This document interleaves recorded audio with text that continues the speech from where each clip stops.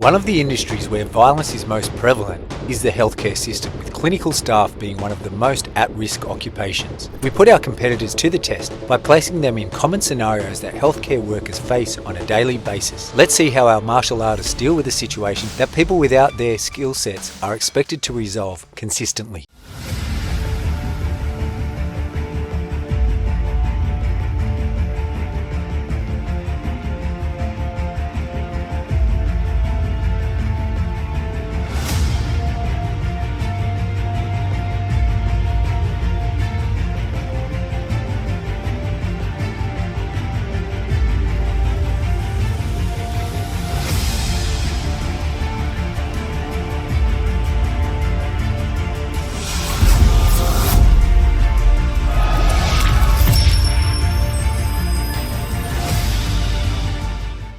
Last episode, competitors faced a variety of high-intensity knife attacks. At the end of it all, Adrian is still in the lead with Dylan closing in, and Nikola and Mitch tied for third place. This episode, contestants will complete 2 challenges. This episode will not only assess our competitors on their skills and how well they apply them to real-world scenarios, it will also give an insight into the challenges healthcare workers face on a daily basis. First, competitors gathered at Sharper Fitness, where Dr. Nathan Moore was waiting for them. My name is Dr. Nathan Moore. I've been a registered nurse for about 20 years and I'm the co-founder of Frameless Interactive. Violence in our healthcare facilities is becoming an increasing challenge facing our workforce. You don't have a lot of opportunities to make mistakes when you've got a really angry family member or patient in front of you. What we need is to find ways to let people actually practice getting those words out of their mouth. And when they say something to somebody, if it's not working, actually have to think on their feet how they're going to restructure that sentence or say something again. We started building AI-driven conversational agents. These are virtual patients that you can talk to and practice verbal de-escalation skills. The technology itself interprets what the user is saying. It interprets it for what the intent is based on the driving emotion of the AI they're talking to. So maybe it's, I want my dad to be seen by a doctor. The user will then talk to that person, find out why they're upset about it, and try to de-escalate that situation by talking to them. All the while, they'll see a transcript of what they're saying and also a number that gives them an idea of the current frustration score or trust score or whatever the driving emotion will be. And they'll see that in real time to inform them, is the way they're approaching it working, or do they need to try something different? Competitors will enter the room one at a time and complete the exercise. They will be given 90 seconds each to verbally de-escalate the patient's family member. The 3 competitors with the lowest frustration score will be given 1, 2, or 3 points respectively. Hey mate, how are you? Don't even try to make small talk with me. My dad needs a doctor now. What's wrong with your dad? He's having trouble breathing. We have been waiting for hours, and no one has come to help. Okay, have you spoken to any nurses or any doctors to let them know that you're here? Of course we have, but no one seems to care. I don't trust any of you. Okay mate, leave it with me. I'll just see if I can find a doctor or a nurse and get you some answers. You better do something, or I will make sure everyone knows how incompetent this hospital is. Mate, I just spoke to a nurse. Can you just give them the name of your dad so they can prioritise him? John Smith. But I don't believe you. I want to speak to a doctor now. Yeah, that's fine. I'm just going to take the information back to the nurse and I'll get her to bring a doctor out to you as soon as possible. Better be soon. You all have been stringing us along for hours. My dad's health is deteriorating and I won't stand for this anymore. What do you think of that? Different, very different. Nothing that I've experienced before, so. You did a really great job of just acknowledging those emotions. Yeah. At the end of the day, this guy's having one of the worst days of his life, and it's just a normal day in the job for us. You didn't tell him to calm down at any time. No, and that's the thing as well, right? Considering the situation, his father's having difficulty breathing. Yeah. That would set anyone into a panic. Yeah. He just wanted someone to come and help. I think you handled it very well. Yeah. G'day mate, how you going? Don't call me mate. I'm not your friend.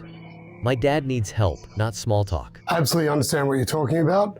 What help does your dad need? He can't fucking breathe. How many times do I have to tell you? Get a doctor in here now. Absolutely understand. Please bear with us. Someone will be with us as soon as we can. We're very busy today and we need to triage exactly how it needs to be triaged. No, you don't understand. You're not doing anything to help my dad. Mate, I am not medically trained. I'm here to make sure everything runs as well as it can. Please be patient. Patient? We've been waiting for 13 hours. I don't trust you or any of these incompetent staff. I understand your frustration entirely, my man. What can we do to help you?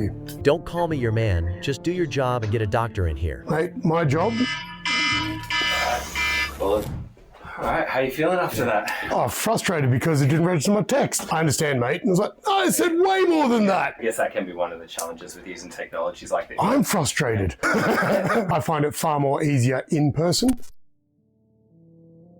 Hey Louis, how are we, mate? Don't call me mate. My dad needs a doctor, not small talk. Okay.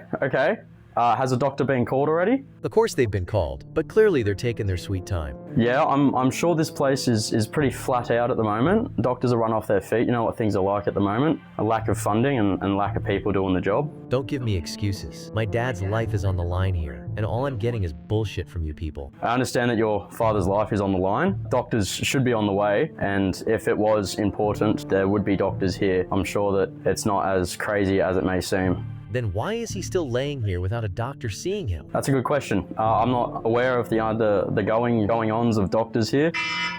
Sure, there'd be something coming. End of the day, this is the worst day of this guy's life. Yeah. You know, he's worried about his dad. He doesn't necessarily understand, the triaging, how busy things are. Mm-hmm. And so one of the really important parts is just acknowledging the stress and anxiety and trying to have some empathy towards it, but also acknowledging the situation you're in, which is sort of what you did, you know.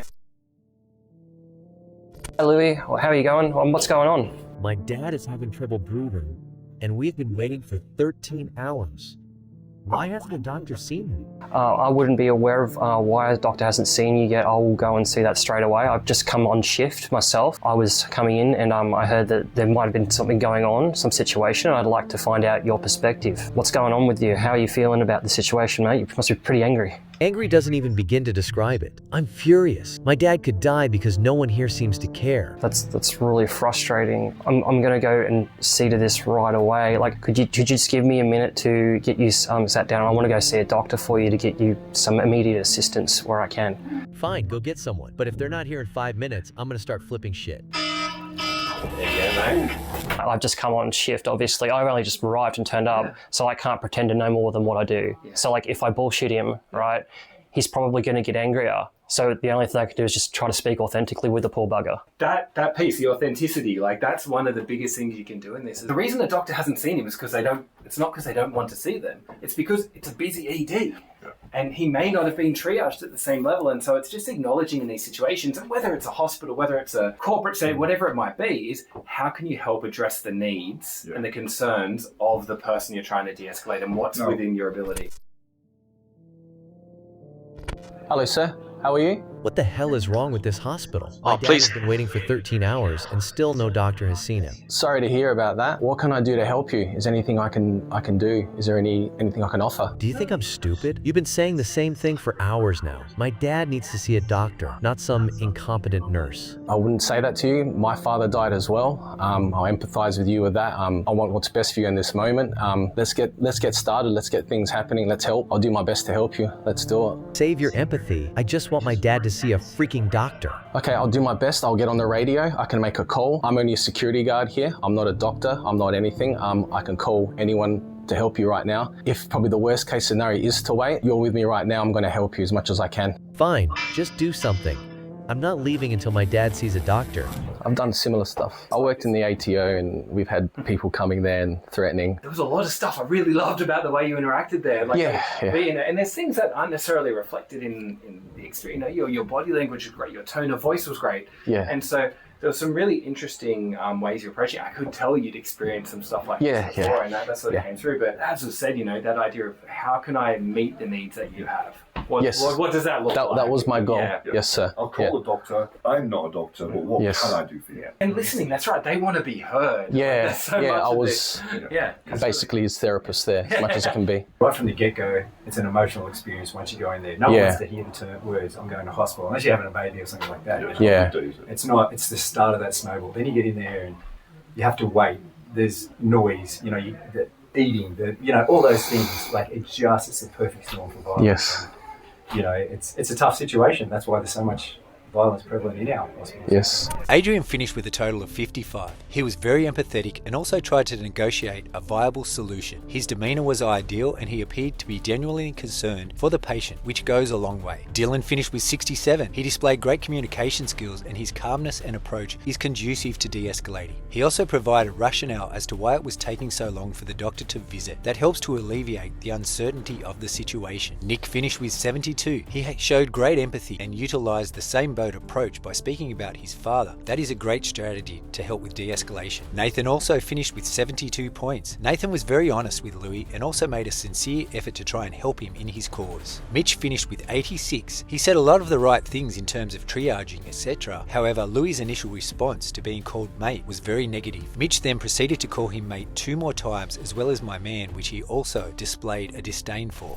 Adrian finished with the lowest frustration score of 55, with Dylan following behind with 67. Nathan and Nikola both had a finishing score of 72, meaning they tied for 3rd place. Mitch had a finishing score of 86, still below Nick and Nathan, meaning he did not score in this challenge. The next challenge will have our competitors acting as the lead security guard within a healthcare setting. It will be the competitor's job to enter the scene, assess the situation, brief the junior security guard on site of the game plan and effectively enact the plan using the minimum amount of force necessary to subdue the patient whilst ensuring safety for all. Now this is a lot to ask, so Mick Coup will be running them through a workshop focusing on the key skills they'll need to succeed in this challenge. What about if the scenario is such that you don't want to hurt the person? What about if it's somebody with, say, mental health issues who's having an episode? You don't want to hurt that person. So we're going to look at then low intensity ways of controlling people so we can resolve a potentially dangerous situation. We're just protecting him from himself and everybody else from him. Working 2-on-1, very important if you can. In this case, let's look at an extra person that maybe you have to brief. Now it has to be a big plan, not a small plan. We have to macro manage it rather than micro manage it, because everything goes wrong, doesn't it, when you try and put too much detail in too soon. You're the tough guy. Mitch, can you be my other person? If we both stand here on Adrian, he could attack us both. We're like one big target, aren't we? So we're both on offer and he might think, I fancy my chances at that. But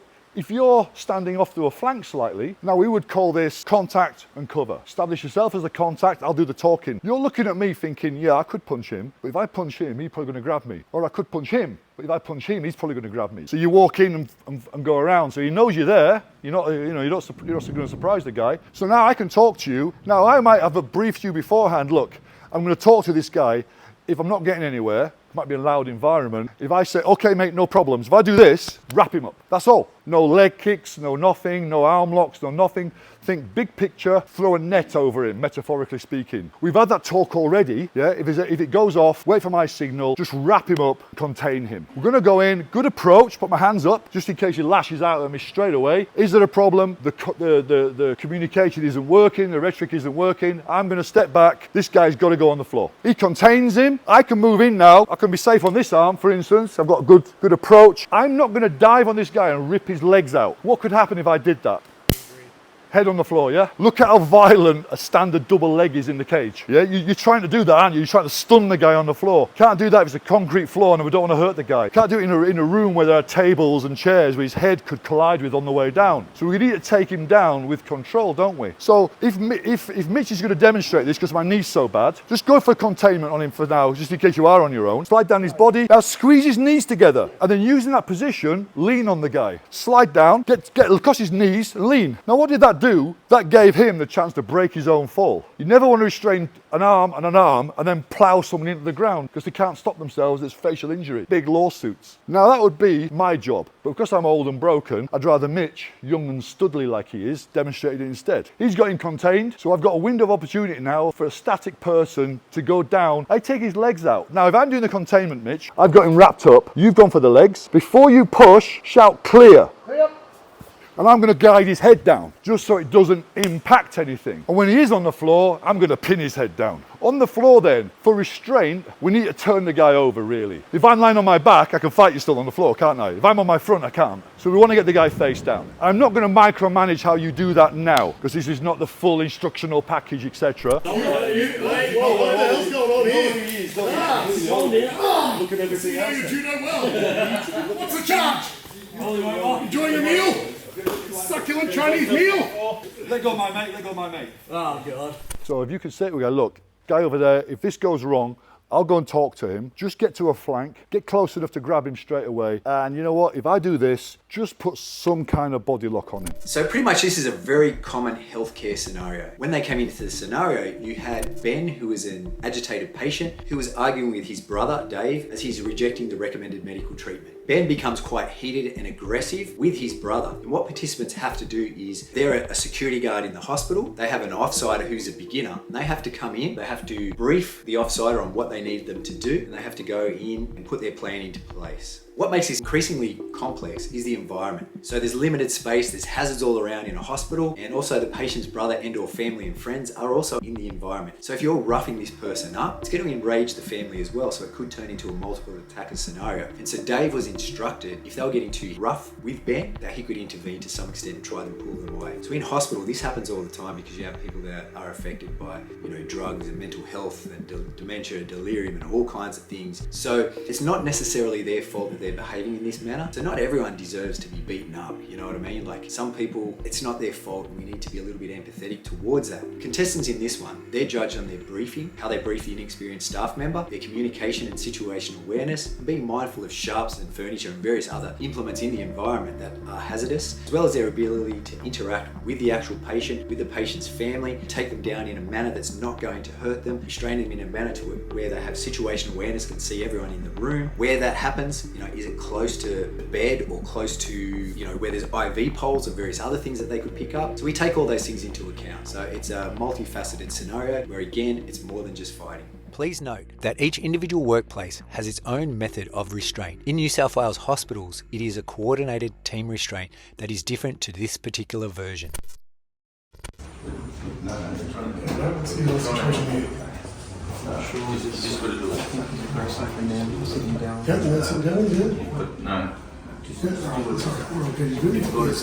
Effectively just stay off at the moment. Trying to get a bit of an angle for me, so I try and get to the back if you can, but if he's not restrained, I'll take him down with lights.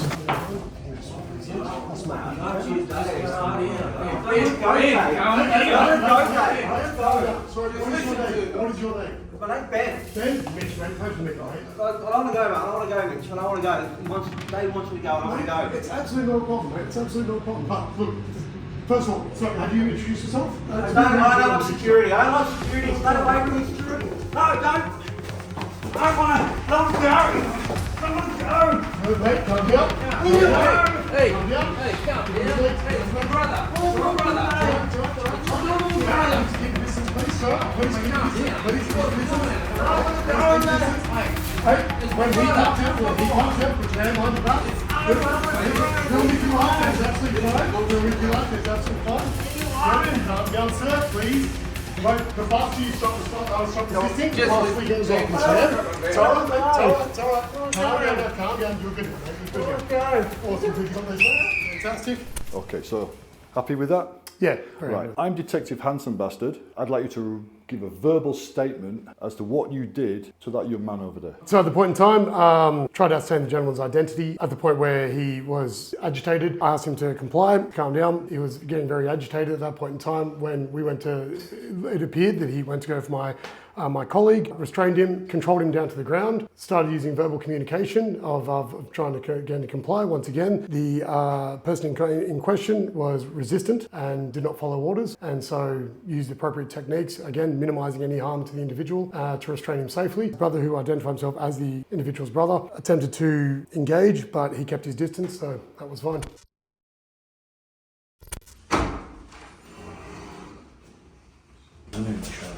Patients can be possible. So I'm going to go over there. I'm going to talk to him. Okay? So I want you to go over with me. So that he can see you there. Then I want you to bring him back. Stay there a metre away. Okay? I'll keep talking. If that's not working, I'll place my hands on my chest. Once I do that, I want you to restrain him from the top. Okay? Top off the body. At least try and get one arm. I'm going to make sure the area is clear. I'll grab his legs. Look, I don't want him. Let me go. Let's go. I don't want to go. I don't want to go. I don't want to go. I don't want to go. I don't want to go. I want to go. I don't want to go. It's all right. Leave me alone. Leave me alone. I don't want to go. I don't want to go. I don't want to go. What are you doing? What are you doing to me? Clear, clear, clear. Clear, clear, clear. Mate, what are you doing? Wait, relax. I'm not hurting you. Clear. Okay, relax. We're not hurting him. We're not hurting him. It's okay. It's okay. It's okay. Just listen to him, man. Come on. Trying to go, babe. Relax, buddy. We're not hurting you. We're not hurting you. It's okay. It's okay. It's okay. We're not hurting you. We're not hurting you. It's okay.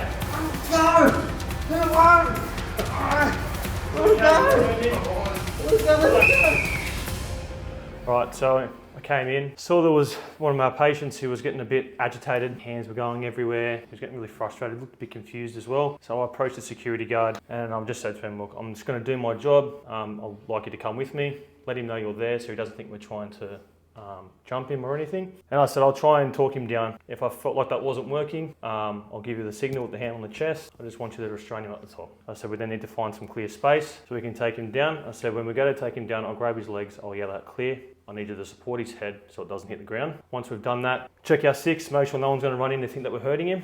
Keep reassuring him that we're not trying to hurt him, and then we've got to turn him on his stomach and try and restrain him until help gets here.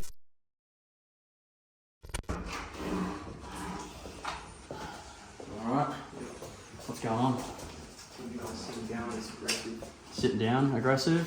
Everything going alright here? All good, mate. Yeah. We just got to go. I don't want to go though. I don't want to go.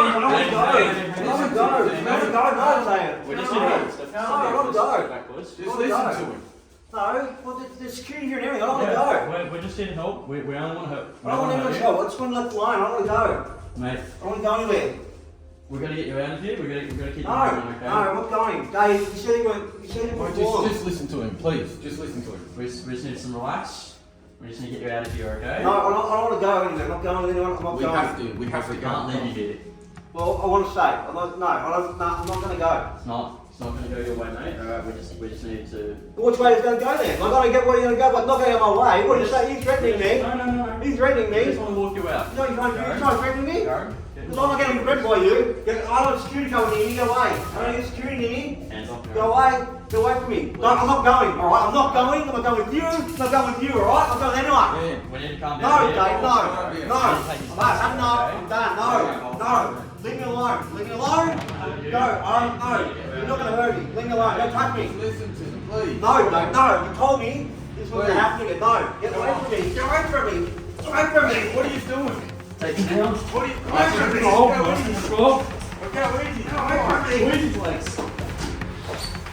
What are you doing to him? What are you doing to him?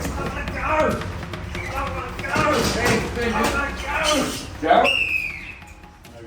What happened in this room? Verbal statement? Yeah, no, we've walked into the room and medical staff is talking with a patient laying on the bed who is quite upset about having to leave. He's adamant that he doesn't want to go, despite multiple attempts at talking him down and trying to keep him calm and just walk him out of the situation. Sure. He was adamant about not moving, swinging his arms around, making sure we didn't get close to him, and then he would also step aggressively towards us at the same time. Okay, so why did you feel the need to put your hands on this guy? He wasn't taking no for an answer, and it didn't seem like talking him down was an option either, but we needed to move on. Was he getting worse? Yeah, it was definitely getting louder, definitely getting more and more adamant and more set in his way. Where did you think that was heading? It looked like he was starting to get a bit aggressive again, closing the distance on us and So it could have gone physical. Could have. Okay. Hello? You okay today? Good. Good? Okay, I might need assistance from you, if possible. I'll give you some instruction. We'll go from there.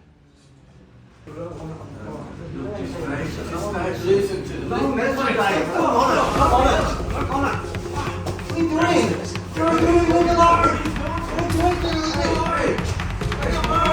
What are you doing, brother? What are you doing? Hey! Hey!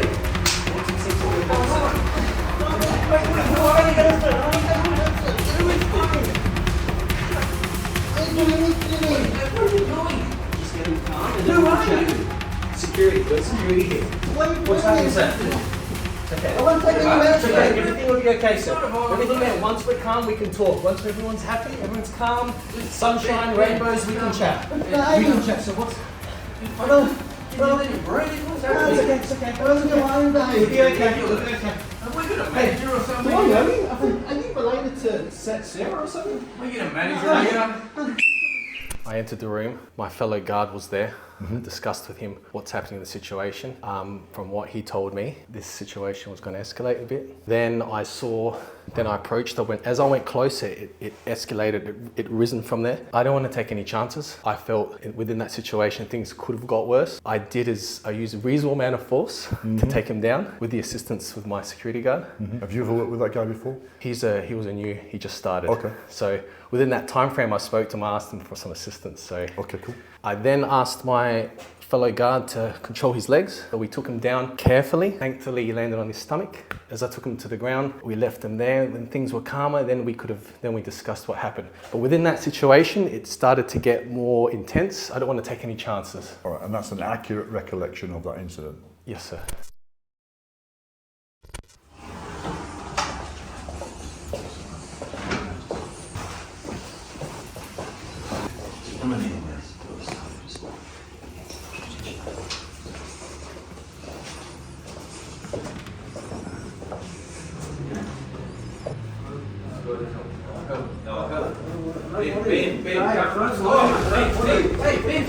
Ben, don't touch me. Don't touch me. Brother, just listen to him, Ben. No, I don't want to. Yeah, I don't want to. I don't want to see you guys. Just listen to him. Dave, what are you for? They're trying to help you. What are you doing here? I don't want anything to do with you, alright? I don't want anything to do with you, I don't want anything to do with you, alright? So leave me alone, alright? Wrap off, go away. Alright, leave me alone. Get away from me. Alright, I don't want to. No, I don't want to, Dave. I want to get off. Get off. Don't, no, you don't. Come on. Oh, I don't want to, I'm not going, I'm not doing anything. Don't get close to me. What are you trying to do? What are you trying to do? What are you trying to do? Don't. Get away from me. I'm not relax. I'm not relaxing, alright? No.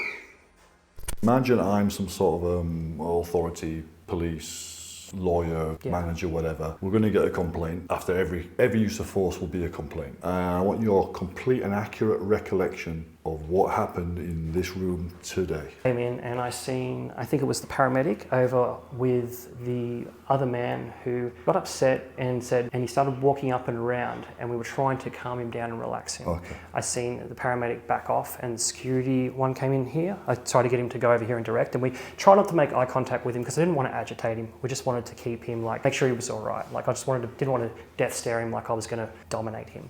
And then he comes around here and he says, don't want to listen, don't want to talk, don't want to be involved with him, and why are they here, why are they treating me this way? He came forward. I tried to have my hands up to control the risk because I felt like I was going to get punched. That's why I kept trying to back away from the situation. Then I had the other security guard here having an arm on the shoulder. I'm actually glad I didn't engage because I wasn't sure if I should there if he could be calmed down a bit and I could just back away, that maybe security wasn't required.